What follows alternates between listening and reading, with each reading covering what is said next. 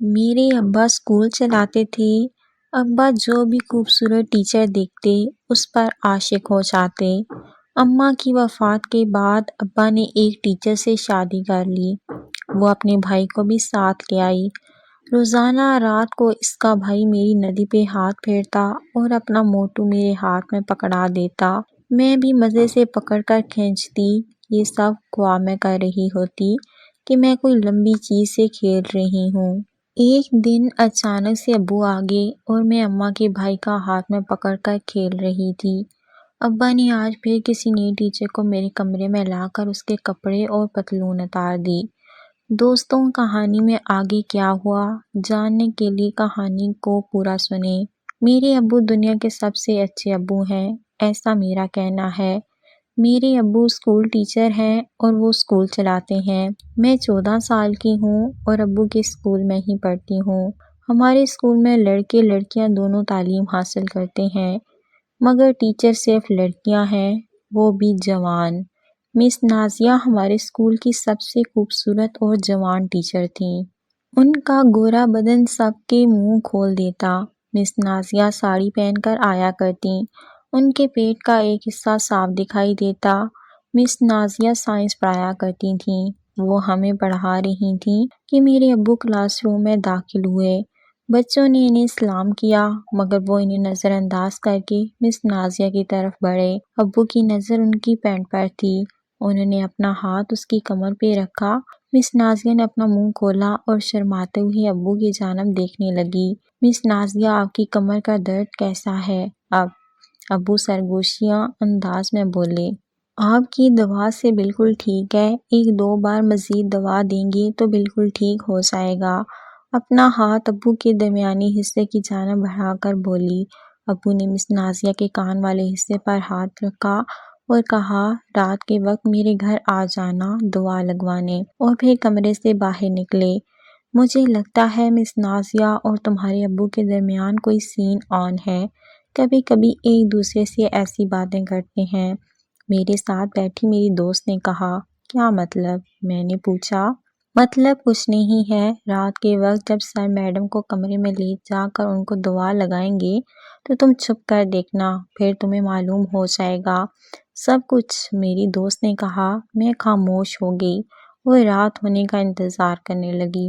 میری امی زندہ نہیں تھیں، اس لیے ابو جب چاہے کسی نہ کسی ٹیچر کو گھر لے آتے اور مجھے میرے کمرے میں ہی رہنے کو کہہ دیتے۔ آج بھی رات کو 11 بجے جب میں سو گئی تو ابا جان نازیہ میڈم کو چپکے سے اپنے کمرے میں لے گئے۔ میں 10 منٹ بعد چپکے سے ابو کے کمرے میں آئی اور کمرے کے اندر جھانک کر دیکھنے کی کوشش کرنے لگی۔ کھڑکی تھوڑی سی ٹوٹی ہوئی تھی۔ میں ڈرتے ہوئے کھڑکی سے جھانک کر اندر دیکھنے لگی۔ ابا سیدھا کھڑا ہوئے تھے اور نازیہ میڈم ان کے قدموں میں بیٹھی ہوئی تھیں اور نازیہ ٹیچر کے ہاتھوں میں ابا کا موٹو تھا۔ میں غور سے موٹو کو دیکھنے لگی۔ نازیہ ٹیچر منہ سے ابا کے موٹو کو چوس کر ایسے رس نکال رہی تھیں، پتہ نہیں کیوں یہ دیکھ کر میرے جذبات ابھرنے لگے اور میرے منہ سے پانی نکلنے لگا۔ سر، آپ نے مجھ سے شادی کر لی ہے، یہ بات آپ کب سب کو بتائیں گے؟ میڈم موٹو کو اپنے ہاتھ سے ڈھیلا کرتے ہوئے بولیں۔ میں چونک پڑی کہ ابا نے چھپ کر نکاح کر لیا ہے اور بتایا بھی نہیں۔ ہاں بتاؤں گا، لیکن تم یہ بات اسکول میں کسی کو مت بتانا کہ ہم نے شادی کر لی۔ تبھی ابو ٹیچر کی کمر پر ہاتھ پھیرنے لگے اور انہیں بستر پر گرا کر کمرے کی لائٹ آف کر دی اور میں اپنے کمرے میں چلی آئی اور سونے لگی۔ مجھے خواب میں بھی لمبے لمبے کھلونے اور لولی پاپ دکھائی دینے لگے۔ میں بڑے مزے کے ساتھ ان کے ساتھ کھیلنے لگی۔ مجھے اپنے نیچے سے کچھ گرم گرم محسوس ہونے لگا۔ میں نے دھیان نہیں دیا اور سوتی رہی۔ اگلے دن میری آنکھ ابو کی آواز سے کھلی، وہ میرے سر پر ہاتھ چلا رہے تھے۔ میں اٹھ کر بیٹھی۔ کرن بیٹا، میں نے نازیہ ٹیچر سے شادی کر لی ہے، وہ اپنے بھائی کے ساتھ ہمارے ہی گھر پر رہیں گی، تمہیں ایک ماں کی ضرورت ہے۔ ابا نے کہا۔ میں جانتی تھی ابا اپنی کبڈی کھیلنے کے لیے ٹیچر کو گھر پر لا رہے ہیں۔ میں چپ کر گئی اور ابو کے ساتھ کمرے سے باہر آئی۔ سامنے ٹیچر نازیہ لڑکے کے ساتھ کھڑی تھیں۔ وہ جوان لڑکا تھا۔ مجھے دیکھ کر اس کا منہ حیرت سے کھلے کا کھلا رہ گیا۔ میں بھی کوئی شریف نہیں تھی، میں بھی اسے بار بار دیکھنے لگی۔ کرن، تم نازیہ کو اب اپنی ٹیچر نہیں ماں سمجھنا، اور یہ تمہارے ماموں ہیں۔ ابو نے میرا تعارف کروایا۔ وہ مجھے گہری نظروں سے دیکھنے لگا۔ ابو اسکول چلے گئے اور نازیہ میڈم بھی اسکول چلی گئیں اور میں سر درد کا بہانہ بنا کر گھر میں ہی رک گئی۔ میں جب بھی میڈم کے بھائی کو دیکھتی پتہ نہیں کیوں میری ندی میں ہلچل مچنے لگی تھی اور میرا دل کرتا میں کچھ نیا کر لوں۔ میں اپنے لیے چائے بنا رہی تھی جب میڈم کا بھائی بھی میرے پاس آ کر کھڑا ہو گیا۔ میں نے جب اس کی طرف دیکھا تو شرم کے مارے میری آنکھیں جھک گئیں۔ میڈم کے بھائی نے بہت ہی چھوٹی پتلون پہن رکھی تھی اور پتلی بھی۔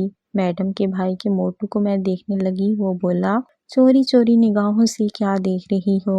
احمد میرے کان میں سرگوشیاں کرتے ہوئے بولا، میں دیکھ تو کچھ بھی نہیں رہی، خود ہی نظر پڑ رہی ہے آپ کے موٹو پر۔ میں نے گھبراتے ہوئے کہا، اچھا نظر پڑ رہی ہے تو غور سے دیکھ لو۔ مجھے تو کوئی اعتراض نہیں ہے۔ احمد میرے ہاتھ کو ہلکے سے چھو کر بولا، میں جس عمر میں تھی وہاں پر ویسے بھی لڑکیوں کے دماغ خراب ہو جاتے ہیں اور لڑکوں کے بھی۔ میں ویسے بھی ابا کو عیش کرتے ہوئے دیکھ کر کچھ زیادہ ہی ان سب کے بارے میں سوچنے لگی تھی، خاص کر موٹو کے بارے میں۔ میرا دل کرتا میں ہر مرد کے موٹو کو دیکھوں۔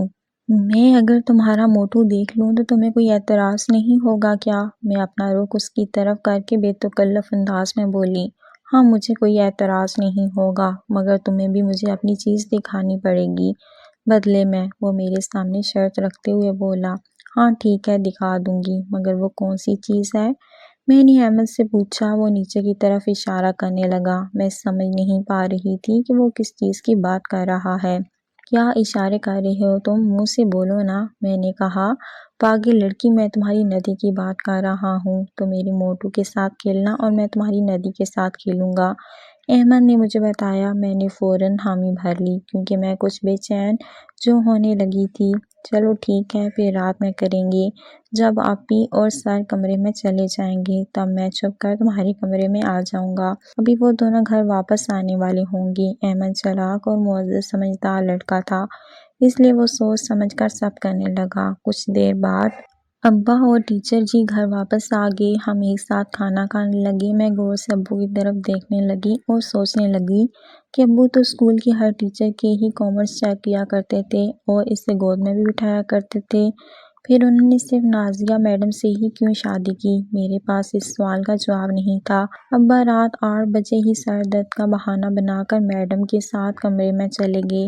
میں جانتی تھی ابا کبڈی کھیلنے کو مچل رہے ہیں اور میں بھی تو بے قرار تھی احمد کے موٹو کو رگڑ رگڑ کر پتلا کرنے کے لیے۔ 8 سے 9 بج گئے مگر میڈم کے بھائی کمرے میں نہ آئے۔ مجھے لگا وہ نہیں آئیں گے، اس لیے میں کمرے کا دروازہ کھول کر لیٹ گئی۔ میری آنکھیں بند تھیں جب کچھ ہاتھ میں مجھے لگا میرے ہاتھ میں کچھ موٹا ہے اور میری ندی میں کچھ ہل رہا ہے۔ میں اسے اپنا خواب سمجھنے لگی، مگر جب مجھے اپنی نیند پر کسی کا ہاتھ محسوس ہوا میں سمجھ گئی یہ خواب نہیں سچ ہے۔ میں نے فوراً اپنی آنکھیں کھولیں تو دیکھا میرے پاس احمد ہے اور اس کا ہاتھ میری پتلون کے اندر ہے اور میری چھوٹی معصوم سی ندی اس کے ہاتھ کی گرفت میں ہے۔ مسکرائی۔ میری مسکراہٹ رونے میں تب بدلی جب احمد نے اپنا پورا ہاتھ میری ندی کے اندر۔ دوستوں یہ کہانی ابھی جاری ہے۔ کہانی بہت ہی مزے کی ہے۔ مزید آگے سننے کے لیے چینل کو جلدی سے سبسکرائب کریں۔ جب میں اس کا اگلا پارٹ اپلوڈ کروں گی تو اس کا نوٹیفیکیشن آپ کو سب سے پہلے ملے گا۔